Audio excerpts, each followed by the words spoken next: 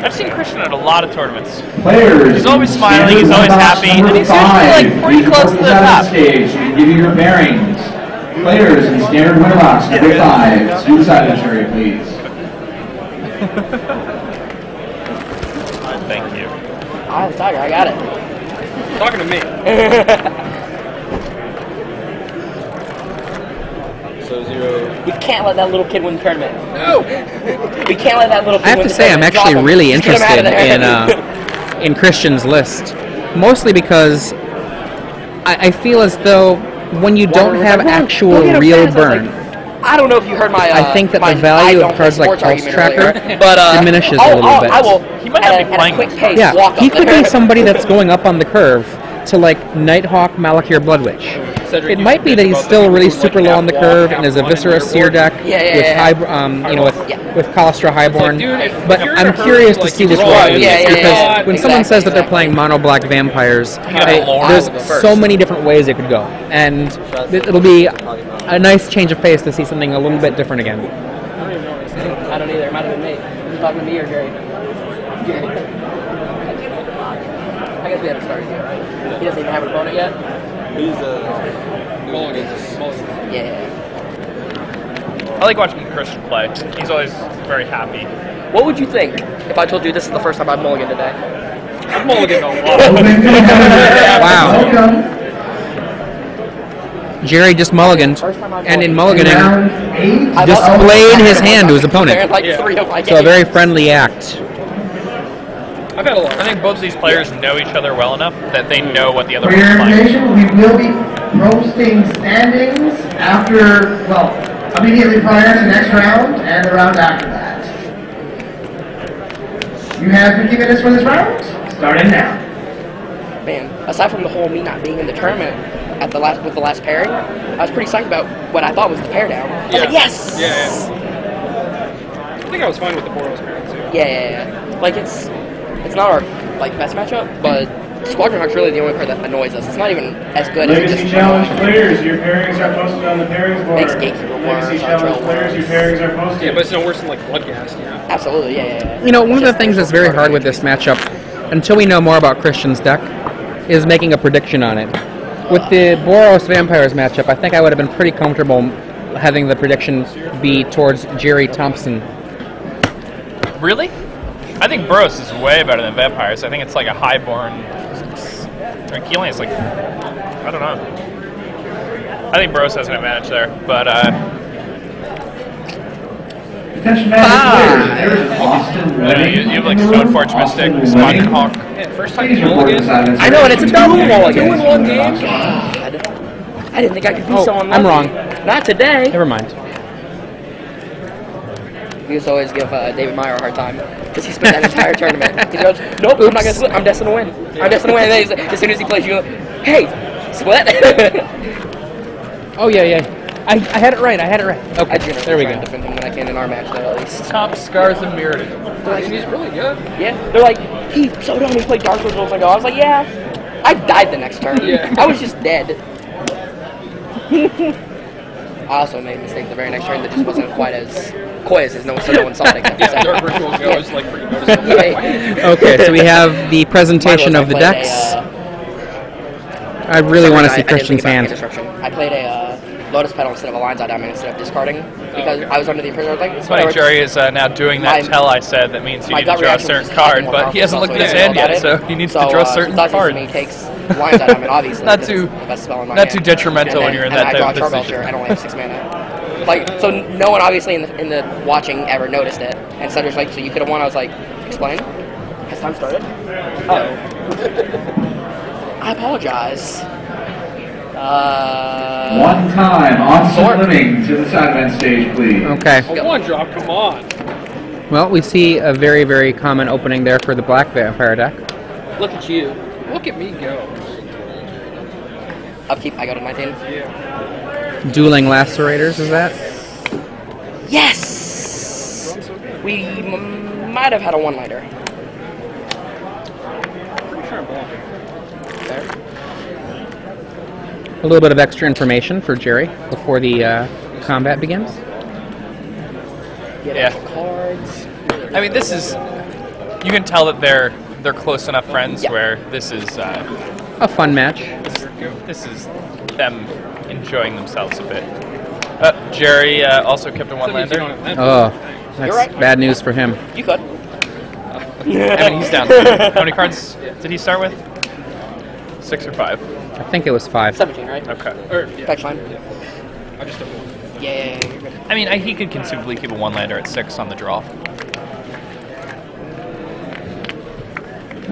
I do it all the time.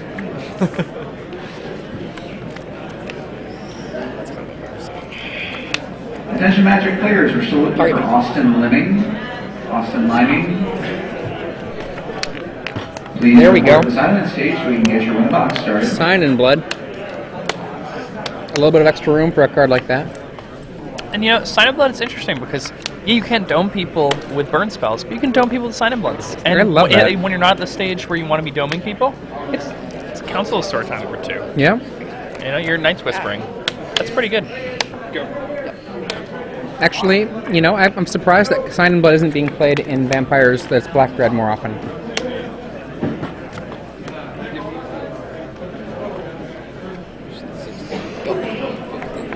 He's way ahead in cards right now after Sign in Blood and Gatekeeper. Gerry is just sitting on, you know, his one land, multiple mulligan draw, and trying to put something together. Is that a captivating vampire? That is, in fact, a captivating vampire. Well, I guess you blocked the Bloodghast then. 16 to 12? Unhappily. So. You unhappily blocked the Bloodghast. 14. This is really rough for Gerry. Ooh, comes into play tapped. All out of one drops. Fair. Better than no land, though. It's true.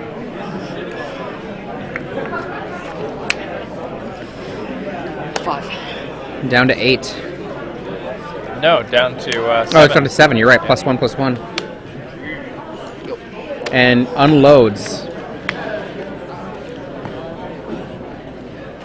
with a Bloodghast in the yard.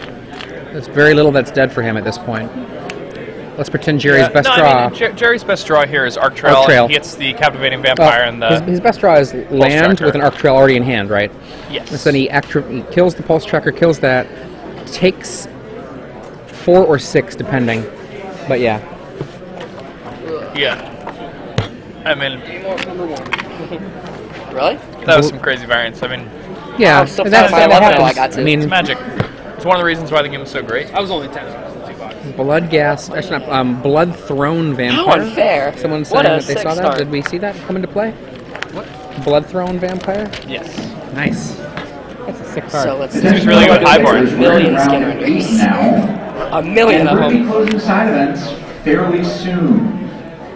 If you would like to get in on a Winamax or a booster draft, now would be the optimal time to do so, as we will not be running them much longer.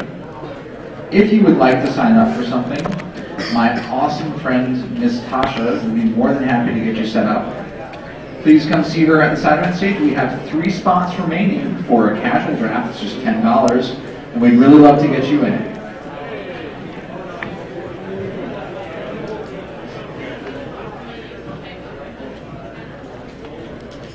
Trying to see what we have for potential sideboard cards from Christian Valenti. Can't quite make it out.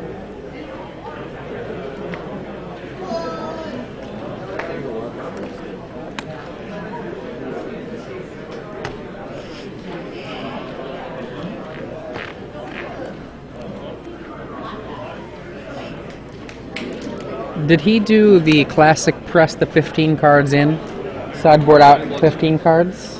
I think he did. I think that's a good habit to I like it have. quite a bit.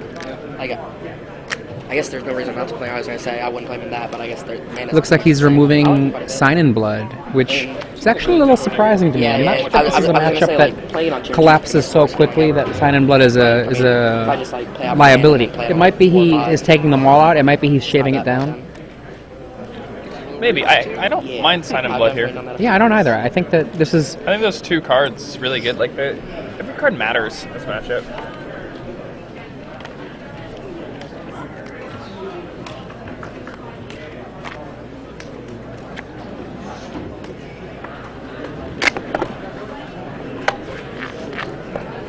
I'm excited to see what decks make this top 8.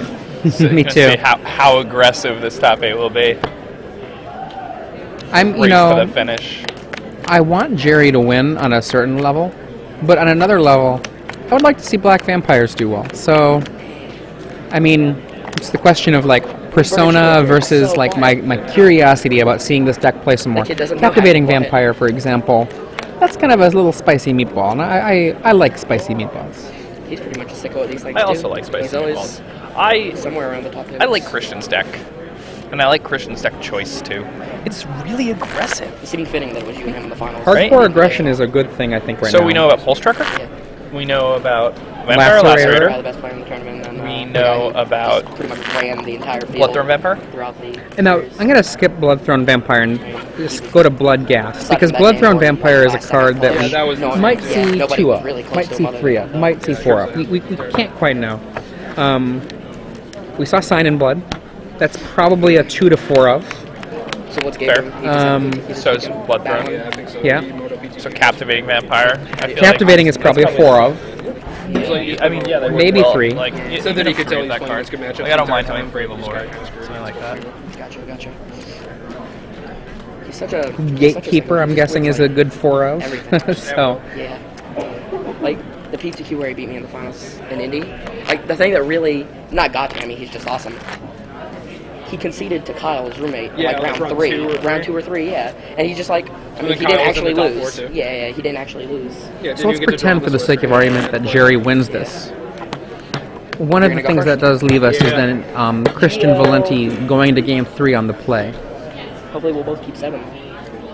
As opposed to our sweet being little in 5s and place. 6s. Pretty good here, right? I know it.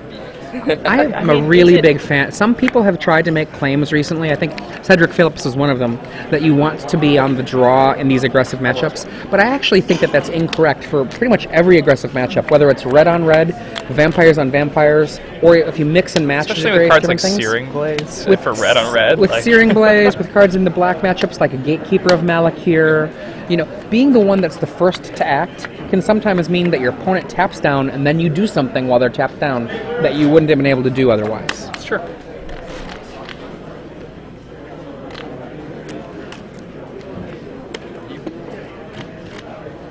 First strike, pretty good at holding off guys. Arc Trail would be a really good follow-up right now. I think he'd much rather play a Guy than an Arc Trail. This Hex Mage has a lot of value, and you kind of want to block Gatekeepers. That's fair, and the Arc Trail will be able to be in your hand to work tomorrow. Yeah, and it might be able to do work on something besides a Bloodghast. That's a very good point. You know? Kick that guy. You're supposed to not have a Bloodghast, man. Sorry, bro. You're just too good. That seems just fine. I think that they're both okay with that line of plays. I mean, he's losing a Bloodghast, and he's happy to cast the Gatekeeper to kill it.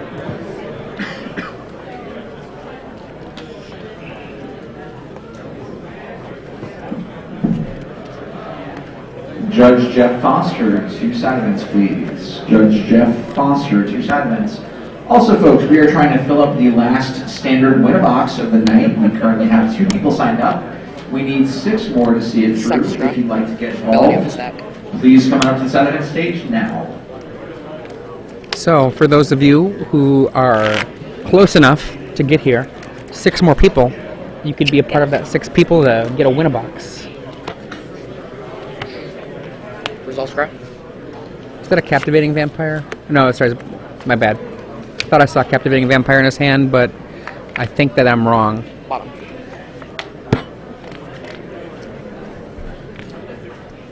A Captivating Vampire would be great here. Yeah, that would be a really awesome card, particularly if he has anything... oh, nope, just unloading.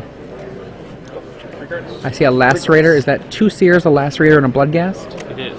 And then we've got Hex Mage and Gatekeeper of Malakir on the other side. Oh, man, this could be really exciting. So, the Captivating Vampire's activated ability, like the Magical Christmas Land ability? The one that I've never seen activated, but I've always wanted to see activated? I've seen it activated. Attention Magic players in casual In my draft dreams, number 4. If he takes this Casual hit, draft number 4, I bet you he has it in his hand. Where Judge Jeff is going to get you started. He does not Again, have it in that's his hand. Casual draft number 4. To the sideline stage, please.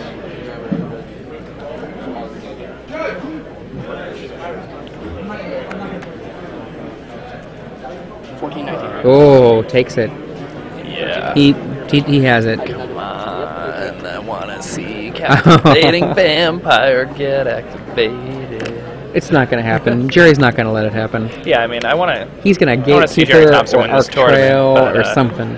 I think Christian can win this match, and Gerry can still win the tournament. I'm not too worried about Gerry making top 8 at this stage. I'm pretty sure he's not going to. Well, I mean, anything's possible. That's true. That is not the face of a man who's excited about his position.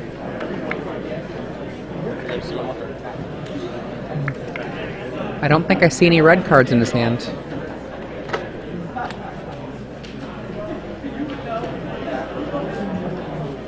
Just drops a whole ton of stuff. I'm not sure why that gatekeeper didn't do some work. Even if it is just going to eat a Bloodghast.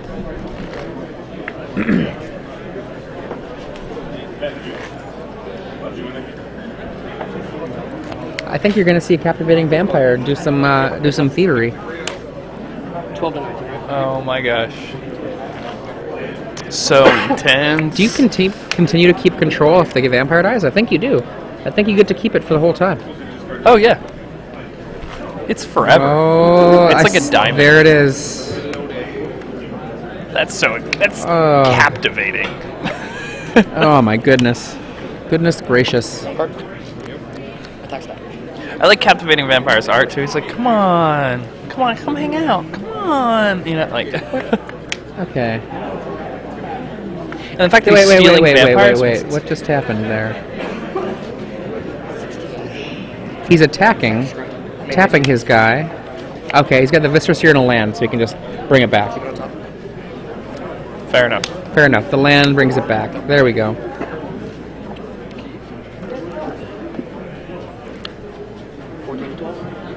And the guys he steals are vampires, so they can like help him reactivate if Gerry somehow like arc trails or something. Well, I guess arc trail would deal with the captivating vampire itself. One of the things to remember here too, though, is when he goes to attack, Christian has to tap down his whole team to steal one vampire. Well, Christian can block before he does that. Right. Except for it's being killed right now. Ooh. I wonder what he takes here. I guess you just take a gatekeeper, right? Do you take the Hex Mage? No. Just say, okay, I mean, I know that sets you up for Arc Trail, but... Well, you can't, if you try to take the Hex Mage, you just sacrifice yeah, obviously, it. Yeah, you're correct. He just sacks it, my bad. Yeah, so it's Gatekeeper.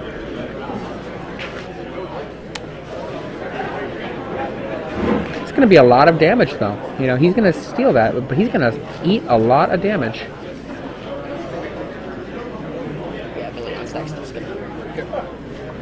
Oh, there was even a vampire off screen. I already know something. For Gerry? I like what I've got. The card he used to kill the captivating vampire was a skin render. So he stole a skin render. Ooh, wow. I couldn't quite make it out before because it was just off of the screen, but that's a skin render and now at the very, very top. Skin render is brutal in this matchup. Yeah. Absolutely brutal. I mean, I've heard about people citing in 1/3s in this matchup.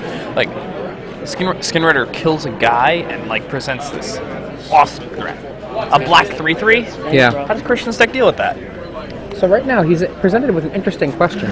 He can attack for 8 damage to knock Christian down to 4 life. But if he does that, that means he's setting himself up for a return attack that is pretty significant. Come get your sign up now. Is he going to go for just 6? 6 damage ain't nothing to slouch at.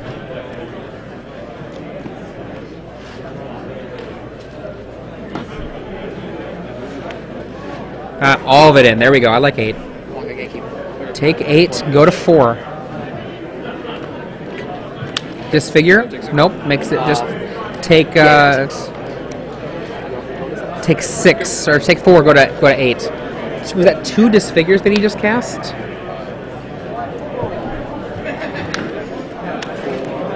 Yeah, here comes the beats. And then a Malakir Blood Witch. Wow.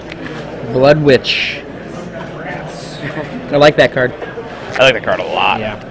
I used to be absolutely in love with that card. I used to think it was one of the better cards in Standard. I talked about how it was better 5-drop than Baneslayer for certain Standard formats.